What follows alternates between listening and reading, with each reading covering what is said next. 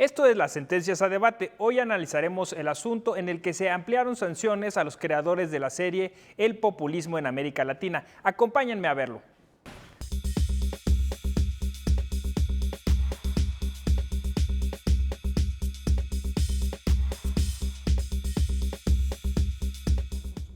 Qué bueno que nos acompañen, ya tenemos en el estudio a nuestros invitados. Está aquí la doctora María del Pilar Hernández Martínez, quien es investigadora del Instituto de Investigaciones Jurídicas de la máxima casa de estudios. También nos acompaña el licenciado Pedro Bautista Martínez, quien es secretario de Estudio y Cuenta en la ponencia del magistrado Felipe Fuentes Barrera. Bienvenidos. Muchas gracias, doctor. Gracias, doctor. Buenos días. Y si les parece, Pedro, nos regalas una síntesis del interesantísimo asunto. Sí, por supuesto. Bueno, a ver, este asunto es un procedimiento especial sancionador, lo instruye el Instituto Nacional Electoral, como todos los procedimientos, lo resuelve la sala especializada, y en una segunda instancia, en recurso, conoce la sala superior. Como primera premisa, lo que se analizó no fue la serie o el documental Populismo en América Latina. No fue su contenido, no fue desde la perspectiva documental. Lo que se sometió a escrutinio jurisdiccional fue la publicidad de la serie. Y esta publicidad a lo largo de la investigación del procedimiento la encontramos en diversos medios de comunicación. Está acreditado conforme al expediente. Hasta en autobuses, ¿no? En 100 camiones de transporte público en la Ciudad de México se contrató esa publicidad. Apareció en televisión restringida, apareció en televisión abierta, en teléfonos celulares, y eso está, digamos, expuesto en la sentencia y obraba evidentemente en los autos. Ahora, ¿qué se consideró?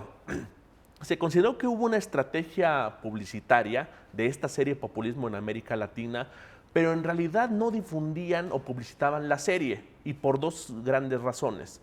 La serie no existía en ese momento. La serie de televisión se empezó a ver en Amazon Prime hasta el 25 de junio del 2018.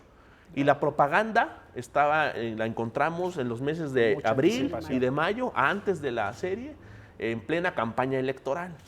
Y segundo, del contenido de la publicidad no se advertía, por ejemplo, la fecha de transmisión, el horario, dónde verla, sino que simplemente aparecía Populismo en América Latina, pero no se daba algún elemento. ¿No? Y las imágenes. Imágenes y frases, que fue lo que fue el centro de discusión. Se señalaba a Andrés Manuel López Obrador, candidato en ese entonces. Como uno de los posibles personajes. Uno de los posibles personajes, exacto. Se le catalogaba como el redentor furioso, así aparece en la publicidad, y como un posible líder populista, al lado de personajes como Hugo Chávez, como Castro en Cuba, y con la banda presidencial de cuando él se declaró presidente legítimo en el 2006. Todos estos elementos, digamos, contextuales y de contenido de la publicidad, llevó a la conclusión de que en realidad no era una publicidad genuina de un producto televisivo, sino que en realidad tenía una incidencia en el proceso electoral por justamente la temporalidad que fue durante la campaña, el contenido que pudo haber tenido un impacto, ¿sí?, en las preferencias electorales, dado esa calificación de redentor furioso, es decir, presentar una imagen negativa de uno de los candidatos, y esto fue considerado por la mayoría del Pleno de la Sala Superior como una vulneración al modelo de comunicación política que está previsto en el artículo 41 constitucional. Este modelo de comunicación política, cuestionado o no, revisable o no, actualmente como está en la Constitución y en la ley, establece que ningún tercero, persona física o moral, puede contratar propaganda para influir a favor o en contra de algún partido político candidato, es decir, privilegia la equidad en la contienda. Si quieres, allí aguántame, sí, ¿no? Vamos con la doctora María del Pilar. Me parece que, bueno, usted tiene alguna disidencia con la... Bueno, yo solamente vengo en calidad de académica y desde luego no participo en la instrucción de un expediente. Sí, la exposición de Pedro es muy pulcra, en efecto. La mayoría del Tribunal Electoral, 5 magistrados, 4 hombres, una mujer, determinan de manera pues coincidente que lo que se vulnera es el modelo de comunicación política que es incluido vía la adición al artículo 41 en el año 2007. Sin embargo, como nosotros sabemos, Nosotros estamos, a través de la fórmula de integración del artículo 133, obligados a visualizar no solo el orden jurídico nacional, sino también todo lo que implica el orden supranacional, el estándar de convencionalidad, sobre todo a partir del 2011, del derecho internacional de los derechos humanos. Y quizá llama sobre todo la atención porque desde muy personal punto de vista, desde la academia, el valor supremo que tiene particularmente todo el sistema de derechos políticos electorales se núclea en la libertad de sufragio, la libertad de expresión, de pensamiento y su consecuencia lógica de expresión, y consecuentemente en el ámbito democrático, y así lo ha establecido sobre todo desde 1985, la opinión consultiva, la Corte Interamericana de Derechos Humanos 5/85, en relación con lo que implica la libertad de expresión en un régimen democrático. Yo no le voy a enseñar al doctor Narváez, ni mucho menos a Pedro, que es uno de los que sustancia este expediente, sí, o que instruye este expediente junto con su magistrado titular, pero básicamente las dos dimensiones de la libertad de expresión juegan aquí, particularmente una, la de carácter social. Y en un régimen democrático como el mexicano, los ciudadanos tenemos derecho, no en este caso ni siquiera como lo ha sentenciado en varios asuntos la Corte Interamericana, no hay censura previa, pero también el derecho convencional, como el mismo artículo 41 constitucional en relación con su correlativo de nula pena sine lege del 14 constitucional, determina de manera muy paradigmática esta parte de qué es lo sancionable y quiénes son los sujetos a quienes se sanciona cuando se vulnera el modelo de comunicación política. Y solamente es en radio y televisión. No así es predicable para otros sujetos como somos los particulares. Y sobre todo, yo comentaba con uno de mis discípulos que precisamente el artículo 14 también predica algo que, si bien el voto particular de los dos magistrados, de la magistrada Otalora como del magistrado Reyes Rodríguez, determinan como la taxatividad. Sí, en efecto, el principio nula pena sine lege implica también que el régimen debe ser un régimen taxado. Y toda vez que el sistema de sanciones penales se aplica en términos atenuados, podría yo decir, en el especial sancionador, en términos propiamente administrativos, también es predicable algo que se conoce como numerus clausus, esto es, causales cerradas, porque todo régimen de sanción, como tú lo sabes, doctor, como tú lo sabes, Pedro, necesariamente debe de estar estipulado. En materia administrativa, como en materia propiamente punitiva, existen mínimos y máximos, que es lo que permite precisamente la proporcionalidad y la racionalidad en el momento de la resolución. En este caso, a mí en particular, cuando la mayoría, y lo digo con muchísimo respeto, hace alusión a esta resolución por analogía de la afectación al modelo de comunicación política en términos de la compra de espacios en radio y televisión, me parece que no es dable. Muy bien. Parece interesante porque justamente estas menciones sobre cómo las sanciones pues tienen que ser impuestas a partir de que haya una ley que las señale, y que en este caso pues tiene que ser una ley puntual con características o rubros en los que se especifica cuáles son los actos a sancionarse, y viendo que la Sala Superior pues utilizó estos criterios de alguna manera, es interesante porque además me parece que la Sala Superior corrigió lo que había hecho la especializada, ¿no? Que iba más o menos en el sentido que dice la doctora, ¿no? Sí, sumamente interesante, y ahí está parte del debate que se dio en la sesión pública cuando se discutió el asunto, este principio de taxatividad en el derecho administrativo sancionador electoral, o que este principio de taxatividad, como en materia penal o administrativa, tal vez es más flexible en el electoral, y ahí está la discusión. Yo recuerdo, por ejemplo, la intervención del magistrado presidente, que él alude en sesión pública a los ilícitos atípicos de Atienza.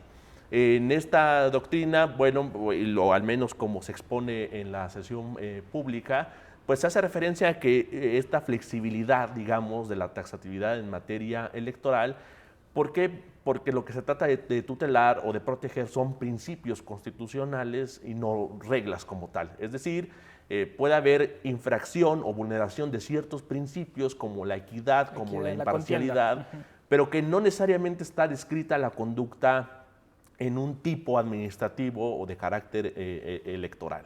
Y la Sala Superior ha llevado, digamos, en alguna línea jurisprudencial en ese sentido, digamos, a lo mejor, porque da para mucho, ¿no? Sí, Hablando, sí. digamos, quizá de un jusprincipialismo, ¿no? Más que un juspositivismo como regla, ¿no? Y en la discusión también en corto, por ejemplo, decíamos, a ver, ¿qué pasa si una persona escupe a otra persona? No hay una regla como tal que diga, está prohibido escupir y el que escupa tiene como sanción tal, no hay una norma completa. Pero hay un principio, está la dignidad humana, de tal manera que a lo mejor hay una conducta que puede vulnerar principios como la dignidad o otro tipo de valores como la equidad, como la libertad, etcétera, que no necesariamente va a estar en norma. Y era toda una discusión al interior de la ponencia. Más garantista. Una postura más principialista, Más de principios. Y a ver, claro que esta flexibilidad en la taxatividad, pues no puede ser atentatoria de otro tipo de derechos o de la seguridad jurídica, sino que además debe de tener un respaldo. Y este respaldo está en la interpretación del operador jurídico. Es decir, no es la primera vez que se construye esta idea de un modelo de comunicación política bajada de los principios constitucionales y la prohibición para personas físicas o morales particulares de influir en la equidad, sino que la Sala Superior ha tenido ya precedentes. Yo recuerdo, por ejemplo, en el año 2015, algunos asuntos del Partido Verde, en donde algunas televisoras estaban involucradas en este tema de violación al modelo de comunicación política. Es decir, cuando existe ya una interpretación previa por parte del operador jurídico, aunque no esté en ley, sí hay una línea jurisprudencial que conocen los actores políticos y que conocen los actores que intervienen en los procesos electorales, de tal manera que pueden prever o pueden hacer que su conducta sea previsible y tal vez, o ese deber de mesura, ¿no? De autocontención, con base en esta línea jurisprudencial, yo puedo cometer una infracción en materia electoral. Sí. Si te parece, vámonos a un corte, pero me parece que hay materia para una buena discusión, muy interesante, porque, claro, tiene que ver con la interpretación constitucional, tiene que ver con lo que aspiramos como sociedad, que sea la comunicación política y la libertad de expresión aplicada a las campañas electorales. Entonces, aguántenme y regresamos. Estamos revisando este interesante asunto en donde pues, se pretende ampliar las sanciones que se le impusieron a los creadores de una serie de televisión, es decir, a unos particulares por infringir la ley electoral. Vamos a la pausa y regresamos.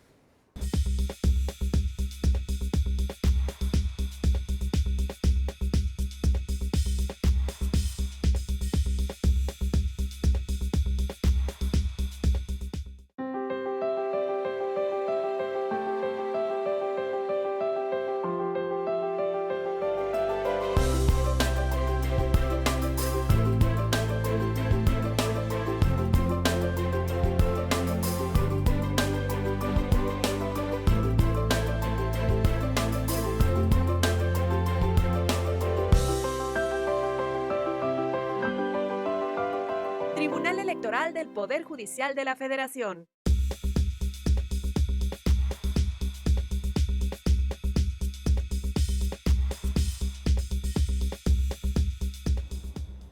Bueno, pues estamos analizando este interesantísimo asunto. Me parece que de cara al futuro, todo este tema de la comunicación política y del procedimiento especial sancionador, pues tendrá siempre muchos ajustes porque pues nuestra democracia es joven y si bien la libertad de expresión debe de ser lo privativo dentro de las campañas electorales, pues siempre hay la necesidad de acudir con el árbitro, que en este caso es el Tribunal Electoral, quien pues tiene que hacer puntualizaciones, tiene como en este caso de la sentencia, revisar si hay la equidad necesaria en la contienda.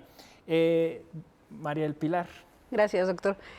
Yo escuché con mucha atención a Pedro y es cierto, desde el punto de vista de nuestro avance en términos de integración normativa y de interpretación jurisdiccional, pues sí, quienes son los operadores jurídicos en esta materia, pues obviamente tienen que ir hacia adelante ante la ausencia de una regla. El caso del los populismos en América Latina no entra en esa franja de creatividad pretoriana, ¿no? Cuando tú hablas de esta manera tan entusiasta de una justicia por principios, bueno, depende también de a quién leas, si lees a Atienza o lees a Alexi, porque desde el punto de vista de Robert Alexi, pues obviamente los principios también están nucleados por derechos, o bien son indirizzi, ¿no? Estándares que orientan la actividad de los operadores jurídicos, o en su caso también se nuclean a través de una sustancia que son los derechos. Pero me parece que inopinadamente sí tenemos que ser muy pulcros cuando hablamos de la libertad de expresión. Y la libertad de expresión, tal como tú lo acabas de decir, uno, en principio, esta regla del 14 constitucional, y en la otra, el imperativo de la reforma constitucional 2011 en el artículo 1 obliga a que los jueces tengan que expandir y hacer mucho más progresivo el derecho de libertad de expresión y conforme a los estándares internacionales, obviamente lo que está vedado es que haya limitaciones cuando no está en una regla ya escrita. Sí, las reglas son inamovibles y por eso yo en el segmento anterior decía, bueno, tenemos que ser muy atentos en relación con esto de los números clausus, de la taxatividad y desde luego un juez ni la misma Suprema Corte de Justicia puede poner limitaciones ahí donde la regla, donde la norma no la está estableciendo. En el caso de nosotros, el bloque de constitucionalidad o de juridicidad que regula en este caso las campañas negras o el modelo de comunicación política es por demás claro a quiénes está referido, cuál es la finalidad del órgano reformador de la Constitución y desde luego en qué medios. Es muy interesante porque cuando tú haces alusión a la temporalidad, no solo de la exhibición de los promocionales, pues es una campaña publicitaria netamente, en principio. Dos, a mí me queda la duda, porque estamos en 2019, los eventos se concretan en 2018.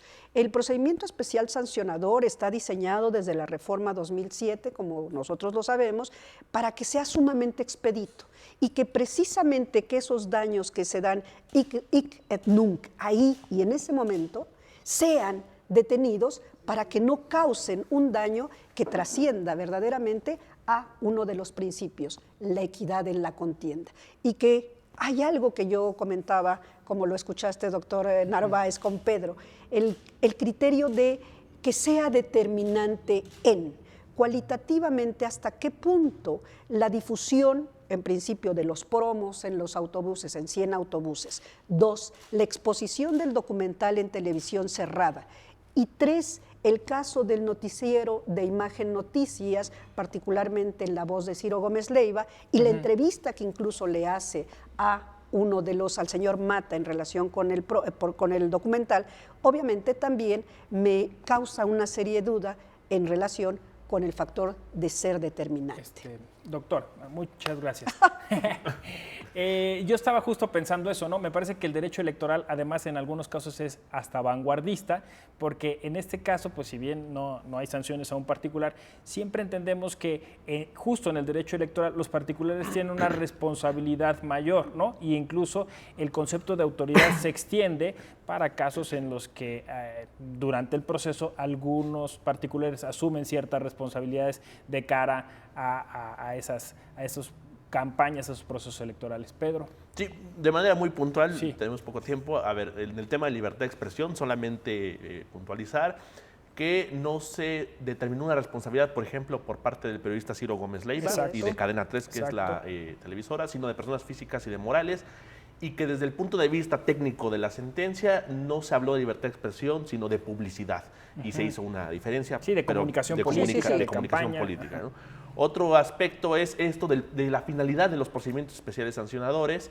Si tiene dos finalidades, vaya, lo que ha construido la jurisprudencia de la Sala Superior. Una preventiva, reparadora, a través de las medidas cautelares está el proceso electoral, en ese momento suspender la propaganda, la publicidad, ha sucedido en muchos otros casos, pero también tiene una finalidad sancionadora, como su nombre lo indica, es un procedimiento sancionado al final del día, y este tema, digamos, si hay alguna infracción, que así lo considere el operador jurídico, pues no podría quedar impune. Si bien es cierto el proceso electoral ya concluyó desde hace tiempo, lo cierto es que estaba pendiente el tema sancionador. El tema reparador fue en su momento y se da en su momento a través de las medidas cautelares. Finalmente el tema de determinancia. La determinancia, que es un concepto jurídico vago creado por la Sala Superior. A ver, en principio, igual por técnica jurisdiccional, es aplicado para las cuestiones de nulidad de elecciones. Para ver si una violación o infracción electoral es de tal entidad que puede cualitativamente y cuantitativamente trascender para la nulidad de una elección, que no es el caso, no estamos de frente a la nulidad de una elección. Sin embargo, sí entiendo desde la perspectiva de esta conducta trascendió a la ciudadanía, esta publicidad, ¿a cuántos ciudadanos o a qué auditorio llegó? A ver, es un tema que la Sala Superior también ha enfrentado, que ha sido difícil. Lo vimos en algún asunto también del candidato Anaya en el 2018 con unos boletines que sacó la entonces Procuraduría General de la República. Y la Sala Superior en su línea jurisprudencial ha dicho que este tipo de conductas son, más bien son por infracciones por conducta y no por resultado, es decir, la intención de vulnerar este tipo de principios, la equidad en la contienda, y no es casi imposible medir a qué número de personas realmente conocieron de este tipo de publicidad. Lo que se sanciona es la intención, la conducta, el resultado es materialmente imposible de determinar. Muy bien. Doctora. Sí, yo tendría como corolario de esta muy amena y profunda conversación el que en principio la sala sin calificativos no es tan progresiva y garantista como se había visto en otras resoluciones, particularmente las que se suceden en el año 2006. Deja de un lado el valor libertad, el valor democracia, para entrar en un asunto que al final del día tiene que resolver a través de la analogía, lo cual ya dijimos está prohibido, y sobre todo me parece sumamente extraño porque la resolución, desde mi muy particular punto de vista, queda en el interregno. En otras sentencias en donde la Sala Superior construye a través del derecho convencional, en este caso ese derecho está verdaderamente ausente. Hay una que otra referencia, ni siquiera hay alusión al relator para la libertad de expresión de Naciones Unidas, no hay una verdadera cita de estos precedentes que hay, sobre todo porque la libertad de expresión, más allá de la presunción intencional de indiciaria, porque además le entran a los indicios y hacen todo un análisis de lo que esto implica, particularmente porque la libertad de expresión en un régimen democrático, en un proceso electoral, es importantísima en relación con algo que también falta, la generación, la formación de opinión pública. Pues yo les agradezco muchísimo, me parece que da para otro programa, da para una mesa redonda, ya los convocaré, les agradezco sus opiniones, yo me quedo con este asunto de que también las sentencias tienen que reparar de alguna forma, aunque estén sancionando, y pues nos vemos en otro programa de las sentencias a debate. Como ven, el asunto de la comunicación política es un asunto muy complejo que se tendrá que seguir analizando en los siguientes años, en los siguientes procesos electorales. Yo soy José Ramón Narváez Hernández, conoce más de tu derecho electoral.